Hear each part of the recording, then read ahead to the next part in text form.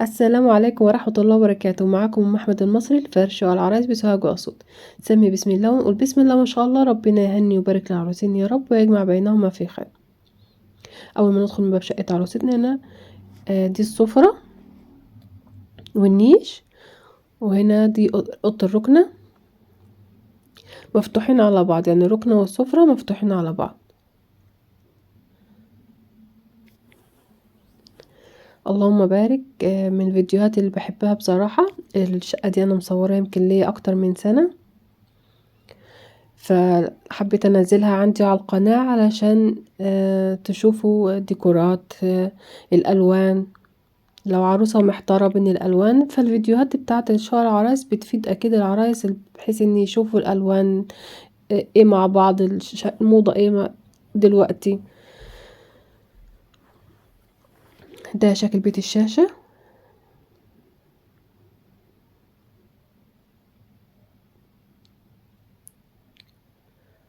دي الركنة. هنا العروسة دخلت لونين في بعض، اللون الزيتي مع اللون الرمادي، حلوين بصراحة وهاديين، والسجادة برضو ماشية معاهم.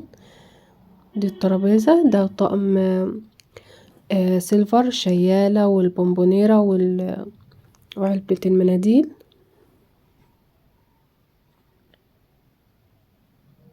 هنا ده النيش.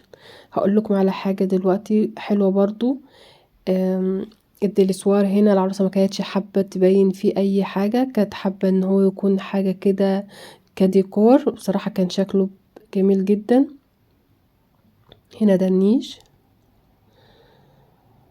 هنا حطينا طقم كاسات الRCR مع طقم كاسات الوان.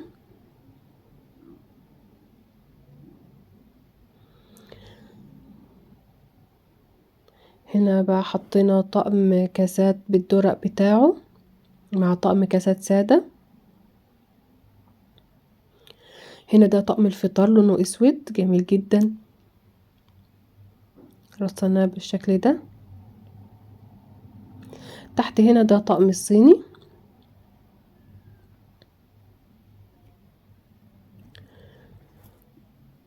اللهم بارك.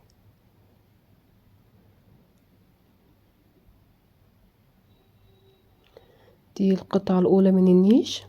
النيش ده على فكرة مستمر لحد دلوقتي، يعني أغلب العرايس بتبقى عاملاه.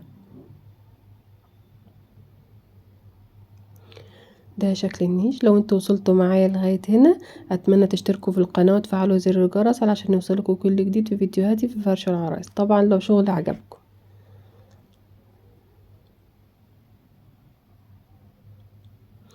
بنحاول لما تبقى في الأطقم كاسات ألوان بنحط معاها طقم كاسات سادة، علشان ما يبقاش الرف فيه ألوان كتير. ده باقي الطقم الصيني حطيناه هنا من تحت.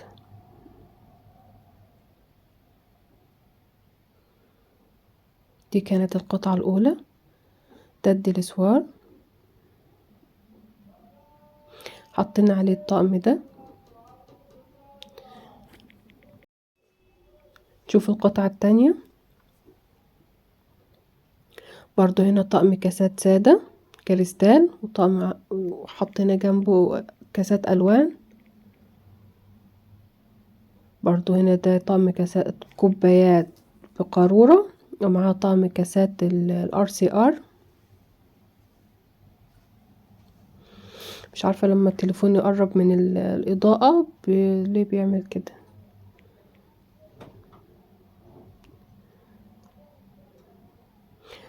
ده هنا طقم خشاف ومع طقم كاسات ألوان، زي ما قلت لكم لما تبقى حاجة سادة بحط معاها حاجة ألوان يبقى أشيك بكتير.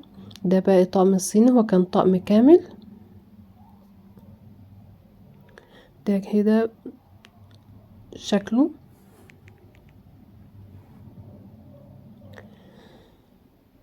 كده دي القطعة التانية. يا رب يكون شغلي واضح، هستنى رأيكم. هنا برضو حطينا باقي طقم الصيني، زي ما قلت لكم هو كان طقم كبير، طقم كامل. هنا بقى الدلسوار اللي بصراحة كان شكله من مميز جدا. فكان دي فكرة العروسة بصراحة وعجبتني، اللي هو حابة تحط حاجة كزينة والباقي يبقى تحت. يعني هنا حطينا طقم الاركوبايركس، ما كانتش حابة في الحتة اللي باينة الازاز ان يبقى فيه حاجة. هنا ده طقم الاركوبايركس. حطينا كاسات كده للزينة بس كمنظر، وجنبها حاجات صغيرة ورد. هنا برضو نفس الوضع. هنا برضو باقي طقم الاركوبايركس. عجبتني جدا الفكرة دي بصراحة. ده هنا المطبخ، هنرجع له تاني.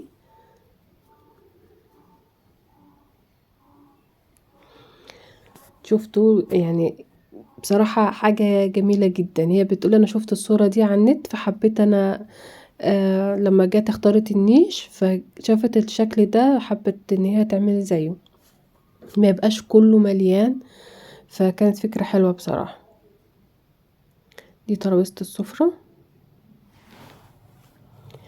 نروح هنا نشوف اوضة النوم. دي اوضة النوم. اللهم بارك.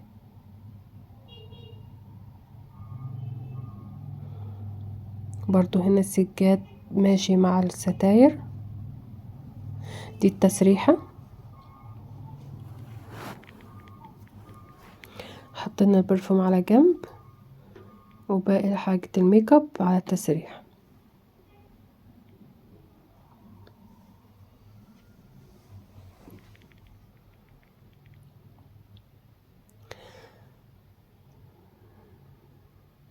ده شكل الأوضة.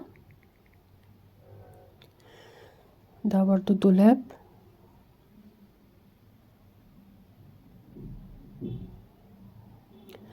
شوف هنا أول ضرفة حطينا فيها ايه. هنا حطينا أطقم الملايات، السادة على جنب والمنقوش على جنب، وفوق حطينا دفايات. دي أطقم السادة، أطقم ملايات السرير السادة، وهنا دي أطقم ملايات السرير المنقوشة.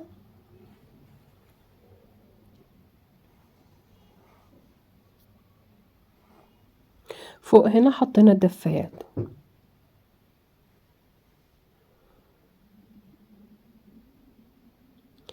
هنا الضرفة اللي في النص حطينا فوق هنا رفين للفوط. دي فوط.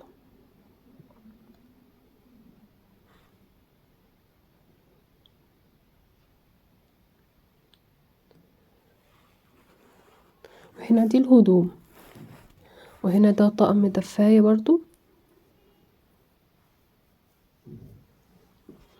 هنا دي الهدوم الصيفي والشتوي.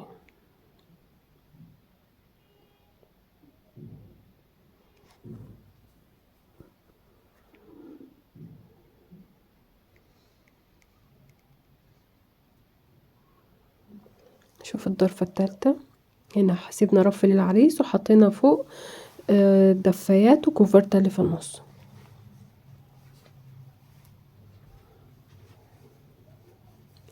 كده يكون خلص معانا الدولاب.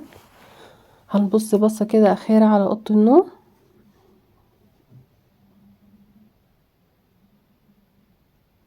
بحب تقسيمة المربعات دي في الدولاب في النص. يعني التقسيمة دي حلوة للهدوم. التقسيمة كلها في النص دي من اللي أنا بفضلها يعني في الدواليب.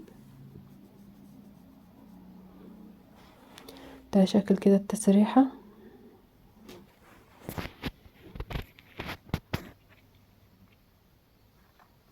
شوف أوضة الأطفال.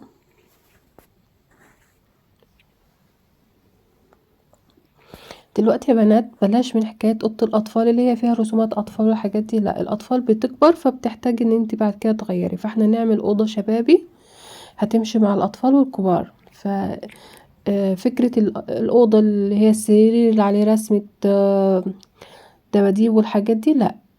دلوقتي الموضة ان تعملي أوضة أطفال شبابي، يعني تبقى مايلة للشبابي أكتر، لأن بعد ال10 سنين مش بيبقى حلو أوضة أطفال. ده شكل الدولاب برضو مستغلين المساحة، عملوا ضرفتين من الناحية دي وضرفتين من الناحية دي ونظام مكتبة في النص، مكتب في النص. بصراحة استغلوا كل مكان في الأوضة.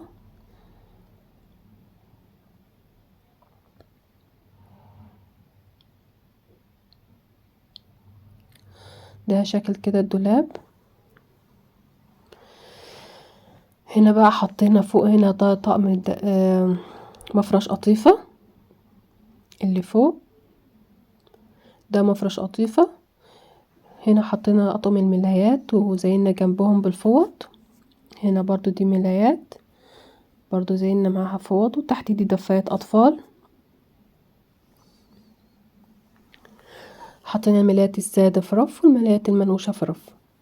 هنا حطينا بطانية ومفرش قطيفة بتاع السرير الكبير، ودي دي مفرش برضو قطيفة أطفال حطيناهم هنا.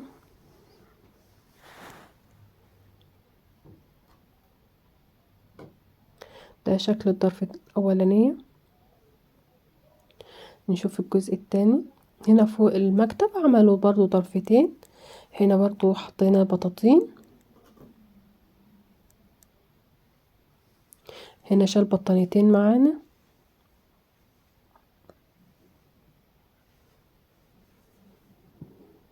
زيناهم بشرطان الستان.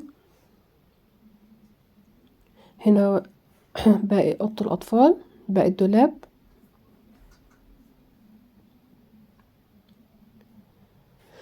هنا حطينا دول كوفرتيتين اطفال بيبقى طقم مع بعضه. دي دفايات اطفال. كل رف حطينا دفاية وجنبها فوطة، لان ما كانش هينفع تحط الدفايتين جنب بعض.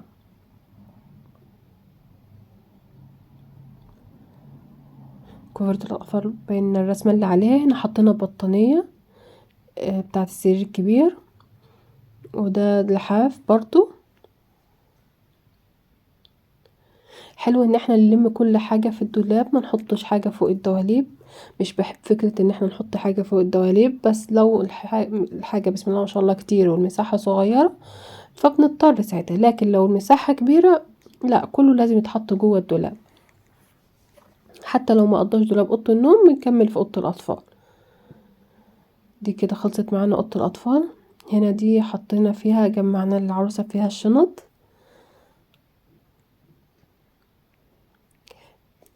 كان شكلها حلو بصراحة، استغلناها في الشنط وساعات يعني كديكور.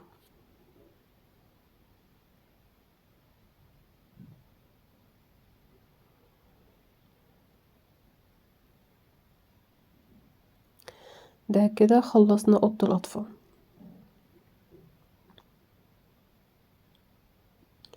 هنروح بقى نشوف المطبخ. هنا المطبخ كان امريكاني.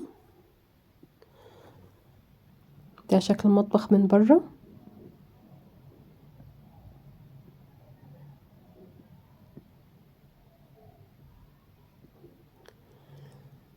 هندخل نشوف التفاصيل. ده شكل المطبخ. ما حبيناش نزحم الرخامة. هنا دي الشيالة، ده الميكروويف، طقم التوابل، طقم التوزيع، الكاتل، طقم السكاكين، يعني الحاجات الضرورية. ده طقم الشوربة. دي شنطة المعالق، بس طبعا مفيش ليها مكان فحطيناها هنا. هنا حطينا دي كوبايات. كل رف بنحاول نجمع فيه كذا نوع من الكوبايات، يعني كوباية مية، كوباية عصير، كوباية مية، كوباية شاي، يعني طقم كاسات، بحيث ان يبقى سهل وقريب لإيديها تسحب، يبقى كذا طقم بالنسبة لها في مكان واحد. هنا حطينا دي أطقم كاسات مع دورة وكوبايات مية وكوبايات شاي ومجات. بنشكل في كل رف علشان يبقى سهل معاها ان تستخدمه. كده الرف ده فوق التلاجة حطينا فيه حافظة الطعام وأطقم بلاستيك اللي هي حافظة الطعام البلاستيك. او علب التلاجة يعني زي ما بنقول. هنا بقى حطينا برضو الأجهزة كلها جمعناها في رف. جمعنا الخلاط والمضرب والهاند بلندر. هنا حطينا طقم السمك، علينا شوية علشان مش استعمال كتير، فالحاجات مش استعمال مع العروسة يعني بنحطها في الرف اللي فوق. ده طقم صواني بايركس، ده طقم السمك. هنا جمعنا لها فوق هنا حاجات هي مش محتاجاها. هنا برضو كوبايات وكاسات ومجات.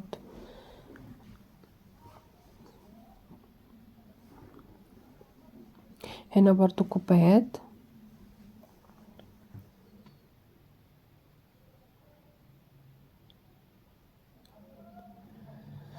ده البوتاجاز.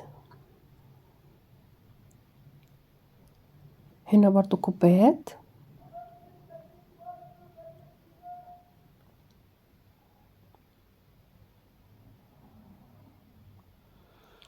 هنا حطينا حاجات أطقم حلل، ده طقم حلل جرانيت، وحطينا باقيه في الرف اللي تحت الطاسات والجريل بتاعه، جمعناهم في رفين. هنا ده طقم الميلامين.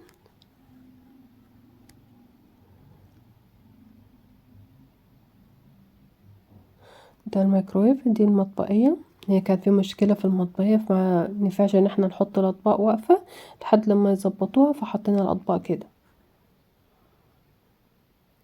هنا جمعنا طقم حلل، ده طقم ستانلس بالحامل بتاعه. هنا دي جمعنا هنا اطقم البلاستيك، الحاجات كلها البلاستيك.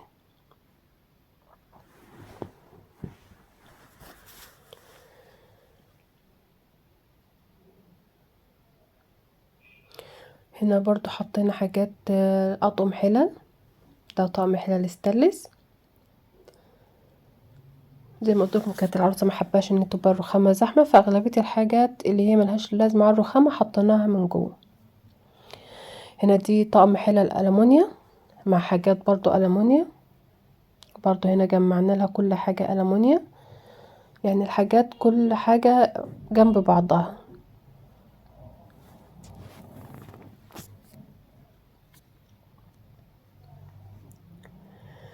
دي حطينا هنا الطاسات الجرانيت، دي لبانات برضو جمعناهم مع بعض.